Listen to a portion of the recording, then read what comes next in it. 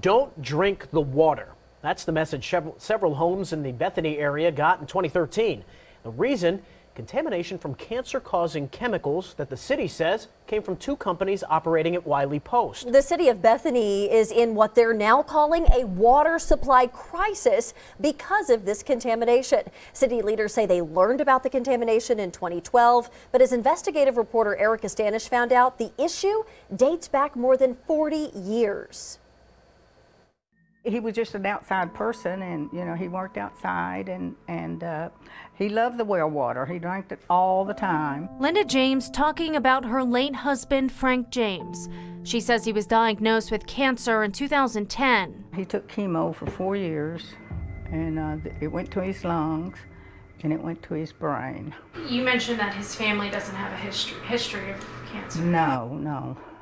None at all? No. He had 2 brothers and a sister, and nobody ever died with cancer or had cancer. Shortly after his death, Linda says she got this letter from the city of Bethany. The city of Bethany has filed a federal lawsuit against 2 companies that contaminated area groundwater with cancer-causing chemicals. She said Frank and her stepson, Bubba, both died of cancer. There might be a connection, but I never did follow up. In records Fox 25 obtained from the Department of Environmental Quality, we found a letter sent to the James household in 2013 recommending the water not be used for drinking after learning TCE, a chemical compound, was detected in the well water above EPA standards. I was really upset.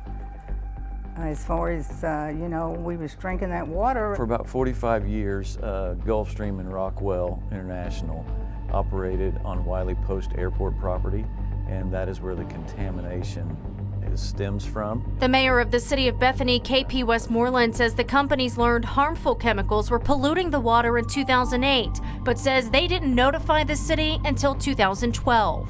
The city filed a federal lawsuit against Gulfstream Aerospace Corporation and Rockwell Automation Incorporation in 2016. It's TCE and a contaminant called PERC.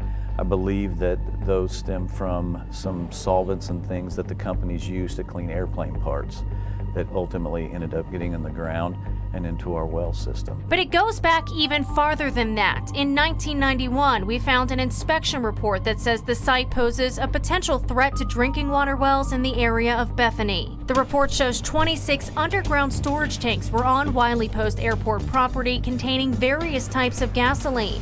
The same report references samples collected in 1988 of water wells in the area and found the presence of lead, arsenic, chromium, and selenium. However, the DEQ didn't recommend further sampling. As far as I know, you do not drink the well water. It's contaminated.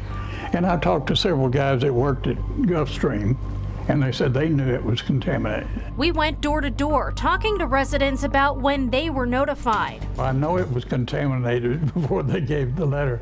I think it come from the Gulfstream paint department dumping chemicals out behind the barn or whatever. Years of contamination leading up to this summer when the city had to ration water. During the summer, it was definitely a water supply crisis. All because the city says it's down to 50% of its water wells, shutting the rest down due to contamination. But, it's really a quality of life situation. We have known contaminants that somebody else put in our water system, and we need it cleaned up, and our citizens need the quality water that they've all known to love and be able to enjoy. Erica Stanish, Fox 25 News. We did reach out to the companies involved in the lawsuit. They said Rockwell Automation and Gulfstream Aerospace Corp are committed to being good community partners. While we do not discuss pending litigation, Rockwell Automation and Gulfstream Aerospace Corp have been working cooperatively with the Oklahoma Department of Environmental Quality to ensure environmental quality at the Wiley Post Airport site. So far, the contamination in the water has cost the city $1.5 million. The city says it expects the problem to last at least 30 years, totaling between $10 and $15 million. The city's asking for $11.5 to $16 million in this lawsuit, hoping to pay for new water wells and reimburse the city's costs of operating barrier wells.